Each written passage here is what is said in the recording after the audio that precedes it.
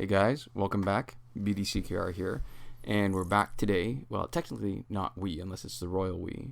I'm flying solo today, and we're back with. I'm back with an Injustice 2 gameplay, and we're gonna be doing the equivalent of the Injustice Gods Among Us MP Online, which is the arena play.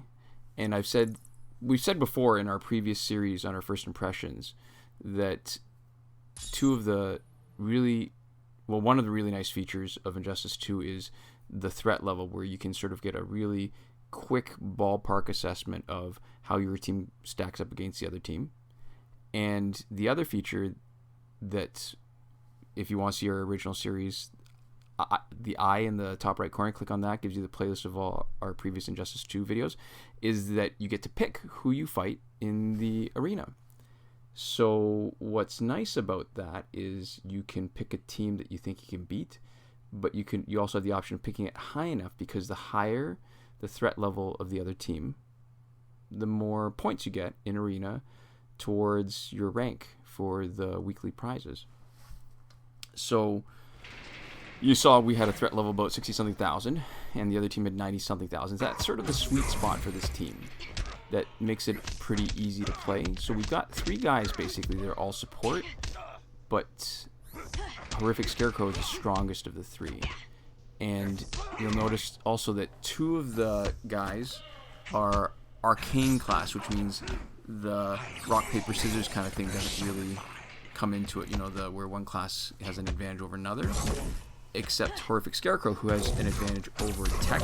So when I'm picking a team, I want to pick a team where the strongest person is not agility class, which has an advantage over Scarecrow, and preferably somebody who's tech class, who has an advantage, who Horrific Scarecrow has an advantage over.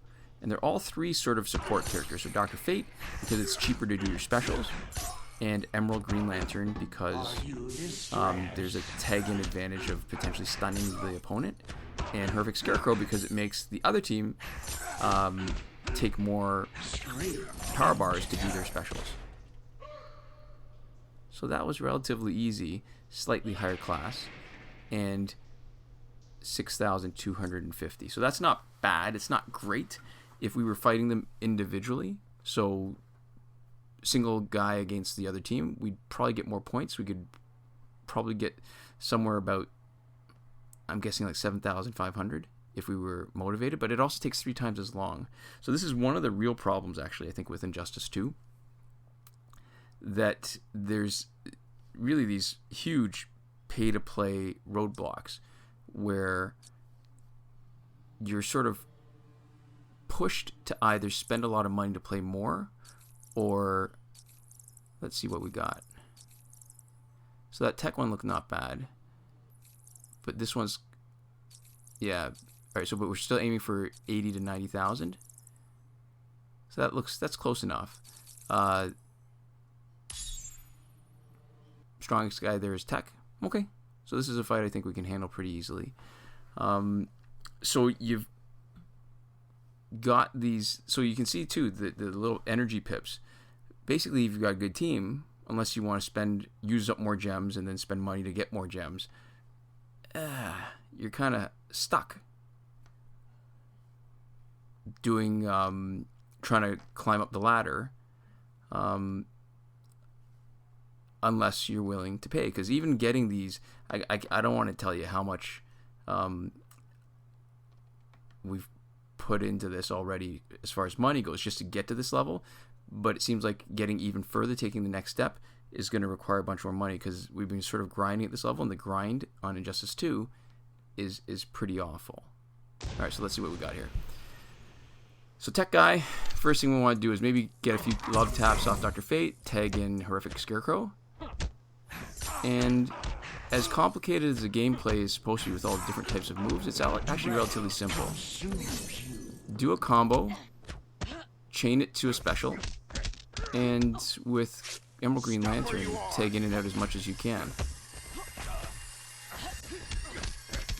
So the only person that Horrific Scarecrow has a disadvantage against is Harley Quinn, but it's not even enough of a disadvantage to make it not worth using him. But it's really just combo, block, combo block, and the only time you lose your combo is when they do a foot sweep. Are you distressed? And there you go. So, yeah, like I was saying, the pay-to-play blocks are awful because you don't have enough energy to really grind properly for experience. If you do all the resource missions and use all that, and operations, and use all that towards a character to level them up, it gets really expensive as far as credits go to bring up their specials and abilities along with their level. So then you could have a really higher level but relatively underpowered character, and they're a lot less effective as a team. All right, so let's see. We've got somebody with 90. This is actually reasonably attractive. 130,000, though, is a little bit higher than I'd like. So let's see what else we got. 76, a little bit low, not enough points. 130. All right, so maybe we'll take a chance. So you see our threat level 64,000. Aiming at a team that's got more than twice the threat level. And so there's a chance of losing, and it's a bit of a pain because this team really only has 5 fights, and even worse because, all right, so this is the beginning of the season, and you can see I only had 4 pips to start, so we were only getting 4 fights, is because, I was grinding a little bit too much, realized, crap, new season's about to start, and had already wasted 1 pip on the first round of the fight before the new season had rolled over. So it's still relatively straightforward. We're going to have the tech guy up first. We'll bring in our meta to get a slight advantage. And the Scarecrow's good because he's fast. The other problem, too, one of the other problems with Injustice 2 is how difficult it is. As much as you might know little love taps and maybe stun him, is no matter how much you have an idea of which guys are good and what strategy you've got, it really comes down to luck. We were really lucky to be able to get a couple of golds up to 5 stars at the beginning. So he's Smite. We don't want to waste our meta guy when we've got a couple of tech guys still needing a beating. There we go. Not bad. Okay, bring in Perfect Scarecrow to take advantage of the rock, paper, scissors over tech. Technically, rock, paper, scissors, lizard, Spock without the Spock.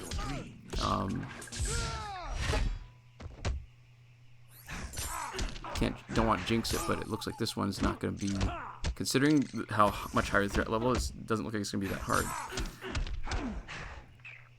Dread consumes you. You have no future.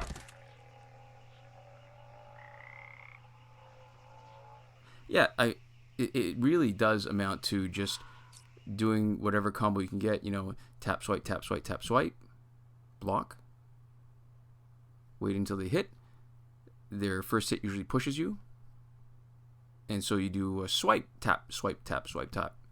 Build up a nice big combo, you get a huge amount of bonus damage, and that's it. So that, what looked like a huge advantage where, there's more, I guess, options when you're playing, turns out to be really not that much different than before, where there's not a lot, and actually the nuance comes. All right, so hold on, let's see who we've got.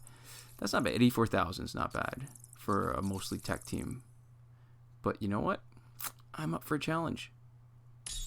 Last fight, let's make it worthwhile. All right, so yeah, it basically amounts to the same thing. So if you want to be effective, it's really doing the same thing over and over and picking the characters that you've got that are the most effective at it. And I guess that amounts to the same thing as always, where you want somebody fast who has a short latency and has specials that are relatively offensive. Because, all right, so I've seen guys playing where they do a lot of the block that, let's say, Superman and Wonder Woman have, where they can reflect damage. Never could get the timing of that right, so I actually much prefer offensive, not damage over time specials.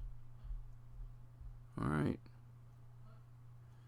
So let's see. A little bit of excitement here. So well over double the threat level on the other team.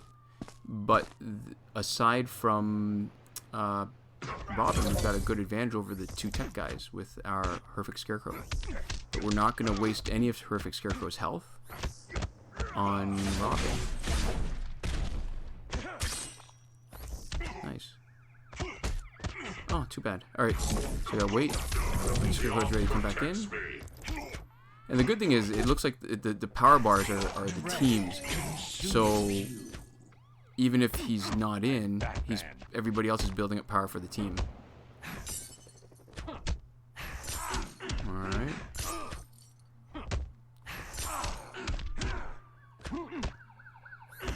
I am your fears personified.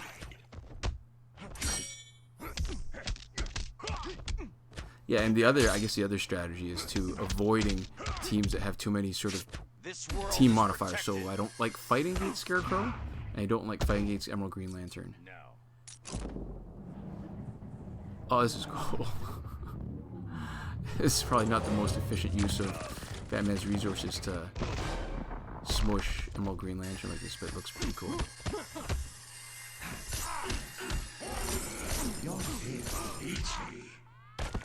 And there you go.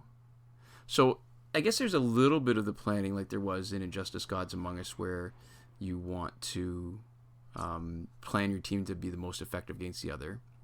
So even though they had more than twice the threat level, because we picked a team that was effective, or I guess picked an opponent team that was less effective against us, right? So one that was weighted towards tech, where we have an advantage with our Scarecrow, then it makes up for a little bit of the power difference. All right, so let's take a look. So after starting the season from 0, rank 122, so top 200.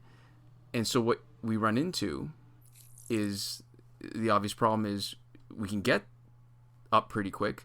Now our team is burnt. It's done. So unless we want to spend another 60 gems to maintain our spot, we're basically going to drift over the next 12 hours until our pips reload. All right, so here's Dr. Fate. Just to take a look at him. His abilities aren't maxed out because at this level in the 40s, it gets really expensive. 20,000 plus to upgrade his abilities. Talents are pretty good. Got lucky on a few of these. Been re-rolling pretty much every day. If anybody knows what the lethal chance and lethal damage is, please let me know in the comments. I've still got no idea. Green Lantern, again, nice group passive, and again, very expensive to upgrade. Talents are not bad. I like the plus 10% hero XP, even though it's not that effective for fights. It's good for leveling up. Again, yeah, not quite, but almost 20,000 per upgrade on his abilities. Decent talents, and actually, it's very much like Injustice Gods Among Us, where the crit chance is really useful. So even though they're not